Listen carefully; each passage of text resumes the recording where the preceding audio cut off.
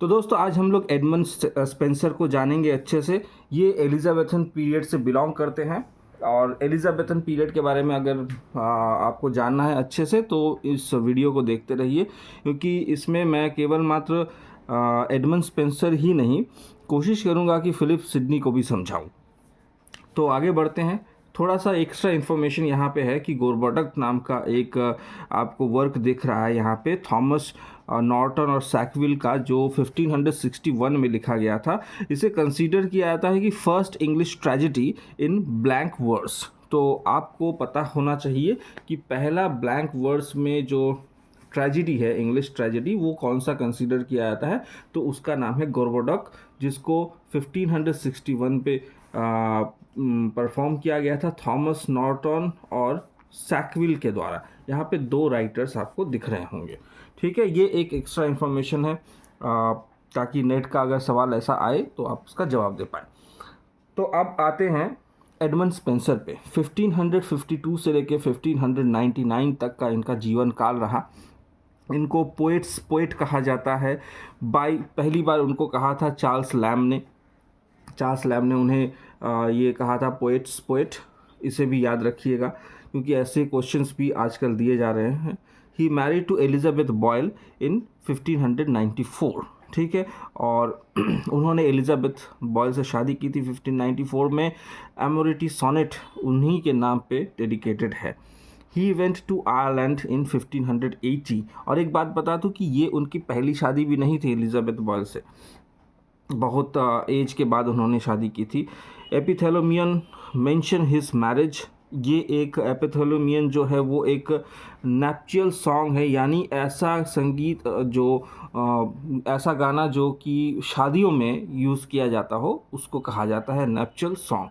तो एपिथेलोमियन यही एक वर्क है जो मैरिज के ऊपर है। और की वर्क की अगर बात कहे तो द फेरी क्वीन का नाम सबसे पहले आएगा, जो 1590 में उन्होंने लिखा था। और इसमें अगर आप स्पेंसेरियन स्टैंजा को अगर समझना चाहते हैं तो यहाँ पे आप देख सकते हैं जो राइम है वो है A B B C C D E. ठीक है, जो शेक्सपियर से थोड़ा सा अलग है। ये एक एलिगोरिकल एपिक पोएम है जिसमें कुल 12 किताबें थी। Tell the story of knights. ठीक है, और 6 किताबें लिखी नहीं गई। ठीक है, अगला वर्क है द शेफर्ड्स कैलेंडर। ये भी बहुत फेमस वर्क है। डेट याद रखिएगा 1579। First publish work, a series of 12 pastoral poem dedicated to Sydney.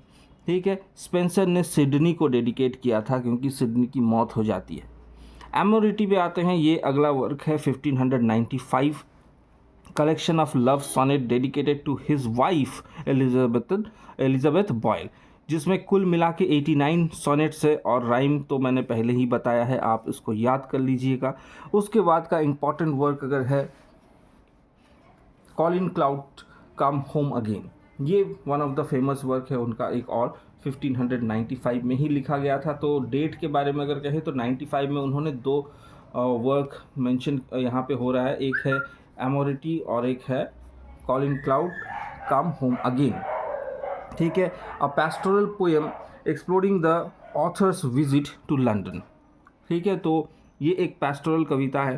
Pastoral कविताएं वो कविताएं होती है जहाँ पे आपको भेड़ बकरी, गांव, सुंदर सा लैंडस्केप, ये सब दिखाया जाता हो, चरवाहों की ज़िंदगी।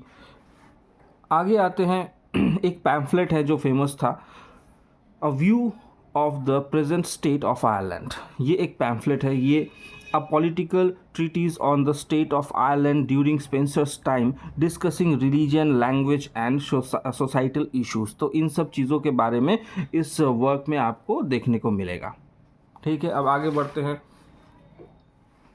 प्रोथैलेमियन, जिसको लिखा था 1596 में उन्होंने, यानी एमोरिटी और Colin Clout come home again के बाद। ये एक ऐसा संगीत है, ये भी एक संगीत है जिसमें दो लड़कियों की शादी पे उन्होंने लिखा था, डबल मैरिज हो रही थी। एक है लेडी एलिजाबेथ और एक है लेडी कैथरीन ऑफ समरसेट। ठीक है, ये डबल मैरिज पर था, 2 बेटियों की शादी हो रही थी, तो इस अवसर पर उन्होंने ये कविता लिखी थी।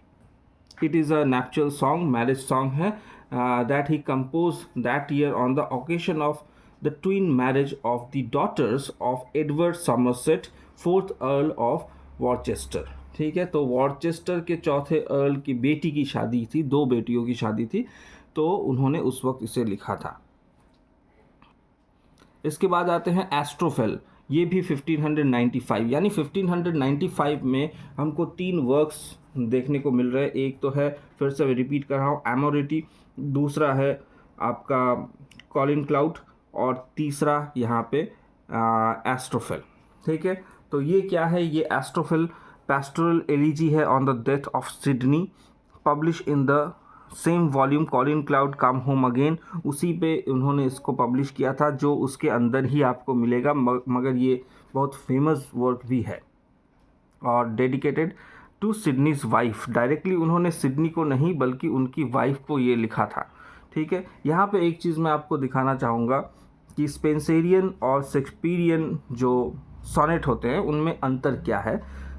जो राइम का जो अंतर है वो ए बी, यहाँ भी आपको सेम दिख रहा है, ए बी सेम है, शेक्सपियर का भी और इसका भी, तो ऊपर वाला स्पेंसर का है और नीचे वाला शेक्सपियर का है। बी सी पे परिवर्तन हो रहा है, यहाँ पे सी डी है, फिर यहाँ उनका सी डी यहाँ पे आ रहा है, और उसका यहाँ पे शेक्सपियर का आ रहा है ई एफ, और लास्ट में जी है, तो यहाँ पे डबल ई है। ठीक है, तो इन दोनों को आप याद कर लीजिएगा। इसके अलावा कुछ और भी इम्पॉर्टेंट वर्क्स यहाँ पे मेंशन हैं, और क्या क्या वर्क है देख लेते हैं। The tears of the muses, the ruin of the time, the vision of Petrarch, Daphnaida 1592, ये एक एलिजी है।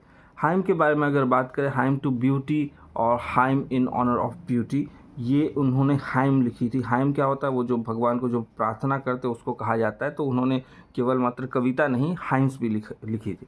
तो अब आते हैं सर फिलिप सिडनी, जिनका जीवन काल था 1554 से लेकर 1586 तक, यानी ये पहले ही इनकी मौत हो जाती है, क्योंकि आप अगर देखें स्पेंसर, तो स्पेंसर 1599 में उनकी मौत हो रही है, तो उनसे पहले ही ये मारे जा रहे हैं। ये एक इंग्लिश पोएट थे, कोर्टियार्ड थे, स्कॉलर थे, सोल्जर थे, और एलिजाबेथन एज में ही इनका जीवन काल रहा। तो सबसे इम्पॉर्टेंट बात अगर करें वर्क की, तो आर्केडिया है, जो अपने बहन को उन्होंने डेडिकेट किया था। फिर बाद में इसका नाम बदला गया, जो है द काउंटेस ऑफ प्रम्ब्रोक्स आर्केडिया। ये एक ड्रामा है जो उनकी बहन ने बाद में इसका नाम बदला था। ठीक है, अब इम्पॉर्टेंट वर्क की अगर बात करें तो सबसे पहला नाम आता है एरिस्टोफेल and Stella 1591. The sonnet sequence is considered one of the finest Elizabethan sonnet cycles and is a significant contribution to English literature. Love, desire and melancholy. तो इन सब चीज़ों से इसमें कविता में इसको तो सबसे बढ़िया कंसीडर किया ही जा रहा है सोनेट सीक्वेंस में। और अगर बात करें तो इसमें लव, डिज़ायर और मेलंकली है। तो लव, डिज़ायर तो आपको पता ही होगा, और मेलंकली जिनको नहीं पता तो वो दुख को कहा जाता है। The lady of May, dedicated to Queen Elizabeth, ये उन्होंने लेडी ऑफ मे एलिजाबेथ जो रानी थी उनके लिए लिखा था इसको। आगे बढ़ते हैं। Apiology of poetry, a defence of पोएजी, तो ये 1595, जिस वक्त आप देख रहे हैं कि जो आगे भी हमने पढ़ा है, एडमंड स्पेंसर, उन्होंने भी 95 में बहुत इंपॉर्टेंट वर्क लिखा था। तो एपोलॉजी ऑफ पोएट्री, या फिर हम इसे कह सकते हैं अ डिफेंस ऑफ पोएजी, ये भी उन्होंने 1595 में ही लिखा था। He wrote to defend the poetry, because जो यहाँ पे वो क्यों डिफेंड कर रहे थे पोइट्री को, जो स्टीफन गैसॉन है अटैक कर रहे हैं इंग्लिश स्टेज को। ठीक है, द स्कूल ऑफ अब्यूज़ नाम का एक वर्क लिख रहे हैं जो इंस्पायर्ड बाय प्लेटो है। अगर हम थोड़ा इतिहास में पीछे जाए तो हमको पता चलता है कि जो प्लेटो थे वो पोइट्री या फिर लिटरेचर को उतना पसंद नहीं करते थे। उनका मानना था कि समाज से इन लोगों को दूर कर देना चाहिए क्योंकि ये गलत चीज़ें लोगों को सिखा रहे हैं। तो उसी से प्रेरित होके जो गैसॉन थे, स्टीफन गैसॉन, ये नाम याद रखिएगा, तो इन्होंने अटैक किया था, ठीक है, और उस पर उन्होंने लिखा था द स्कूल ऑफ अब्यूज़ 1579 पे। तो ये उसी का जवाब था, ठीक है। कई सालों बाद उन्होंने जवाब दिया, बहुत सालों बाद, मगर जवाब तो दिया। डिफेंस अगर कहे तो क्या डिफेंस उन्होंने वहाँ पे साबित करने की कोशिश की। To teach and delight, poetry के ज़रिए क्या क्या हो सकता है। पोइट्री के ज़रिए हम टीच कर सकते हैं एंड डिलाइट प्रेजेंट कर सकते हैं। Poetry is an art of imitation. हाँ, इस बात को उन्होंने कहा था कि पोइट्री आर्ट ऑफ इमिटेशन है, यानी कॉपी करना होता है कहीं ना कहीं। Poetry is a long lasting being first and list longest. तो पोइट्री एक ऐसा चीज़ है जो बहुत दिनों तक रहता है और बिगिंस फर्स्ट और बहुत लास्ट समय तक रहेगा। Soften the hard hearts of Turks. तो जो लोग बहुत ही कठोर होते हैं उन लोगों का मन पिघला देता है ये पोइट्री, और स्पेशली ऑफ टर्क्स कहा गया है, टर्की से ये बिलोंग करता है। With a sword thou mayest kill the father. तो ये स्टेटमेंट आपको याद रखना होगा कि ये किसने दिया था। ऐसा एक क्वेश्चन भी बन सकता है कि ये कथन किसका दिया हुआ है। और ये भी बहुत इम्पॉर्टेंट है यहाँ पे, poetry is the mother of all lies. ये कथन किसका है? तो ये स्टीफन गॉसॉन का है, जिसने द स्कूल ऑफ अब्यूज़ लिखा था। ये इम्पॉर्टेंट एक कोटेशन आपको याद रखना चाहिए। आगे बढ़ते हैं। In apology of poetry Philip Sidney identifies 3 main type of poetry. उन्होंने 3 इम्पॉर्टेंट टाइप ऑफ पोइट्री को मेंशन किया था। एक तो है रिलीजियस, दूसरा है फिलोसॉफिकल और है इमेजिनेटिव। ये 3 प्रकार की कविताएं उन्हें लगती थी कि ये इंक्लूडेड होता है सभी चीज़ों में।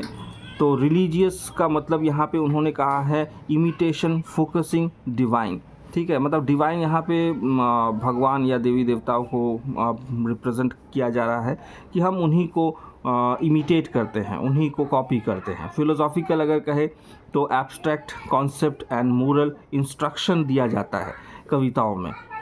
कॉन्सेप्ट एब्स्ट्रैक्ट हो सकता है, यानी ऐसी चीज़ जो आपको लग रही है कि दुनिया में ये इन रियलिटी नहीं होती, बट कहीं ना कहीं उसके ज़रिए भी हम मोरल इंस्ट्रक्शन देते हैं। जैसे कि अगर मैं कहूँ कछुआ और जो खरगोश का रेस था, उसमें वो शायद रियल में ना हुआ हो, मगर वहाँ से कुछ सीखने को मिला है कि जो इंसान धीरे धीरे आगे बढ़े जा रहा है, तो आप उसको ऐसा नहीं कह सकते कि वो कभी आगे ही नहीं बढ़ेगा, क्योंकि वो कंटिन्यूसली चले जा रहा था। इस पर आपको दिमाग देना होगा।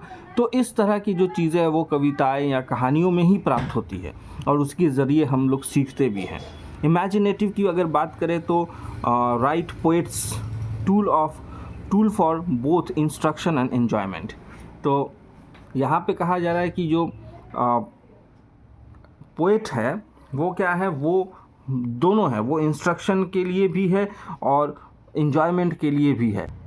सीधे तरीके से कहे तो यहाँ पे ये कहने का अर्थ हो रहा है कि पोइट्री के ज़रिए आपको इंस्ट्रक्शन तो दिया ही जाता है और साथ ही साथ एन्जॉयमेंट भी उसके साथ कनेक्टेड रहता है। तो सिडनी ने तो एपोलॉजी ऑफ पोइट्री लिखा ही था और डिफेंस ऑफ पोइजी भी जिसको हम कहते हैं। इसके अलावा और भी कुछ राइटर्स थे जिन्होंने कुछ डिफेंस लिखा था about the literature, not exactly हमेशा पोइट्री। डिफेंस ऑफ राइम जैसे सैमुअल डैनियल ने लिखा था 1603 में। ये सब भी इम्पॉर्टेंट है from the perspective of net examination, तो ये चीज़ आपको याद रखनी चाहिए। Defence of rhyme Samuel Daniel ने लिखा था। Defence of play 1579 Thomas Lodge ने लिखा था। Defence of novel, in defence of novel और डिफेंस ऑफ द नॉवेल ये जॉर्ज ऑरविल ने लिखा था, जो one of my favourite novelist है। इनको मैं बहुत ज़्यादा पसंद करता हूँ, उनके वर्क्स बहुत अच्छे हैं। तो ये तीनों भी आपको याद रखना होगा कि defence of rhyme, defence of play, defence of novel पे इसका एग्जैक्ट नाम है in defence of the novel George Orville, Thomas Lodge and Samuel Daniel. तो इन्होंने लिखा था डिफेंस ऑफ राइम, कहीं ना कहीं कविता की ही बात हो रही है। तो इसी के साथ साथ एक और एक्स्ट्रा थोड़ा सा इन्फॉर्मेशन दे दूँ, यूनिवर्सिटी विट भी एलिजाबेथन एज के अंडर ही आता है। तो वहाँ पे कौन कौन से राइटर थे उनके बारे में हम अगले क्लास में पूरे अच्छे तरीके से समझेंगे, मगर फिर भी कुछ नाम आपको जान लेने चाहिए इसी वीडियो में। तो Christopher Marlowe, Robert Greene, Thomas Nashe, John Lyly, Thomas Lodge, देखिए थॉमस लॉज यहाँ पे भी है, तो थॉमस लॉज और ग्रीन पील, ये जो राइटर्स थे ये सभी के सभी यूनिवर्सिटी विट के नाम से पॉपुलर थे। इसके अलावा थॉमस किड, जो कि ना यूनिवर्सिटी पे नहीं पढ़े थे फिर भी उनको यूनिवर्सिटी विट के अंडर ही लाया जाता है। ठीक है, तो अगर वीडियो पसंद आया हो तो हमारे चैनल के साथ बने रहिए, अगले वीडियो में जल्द ही मिलने वाले हैं। धन्यवाद।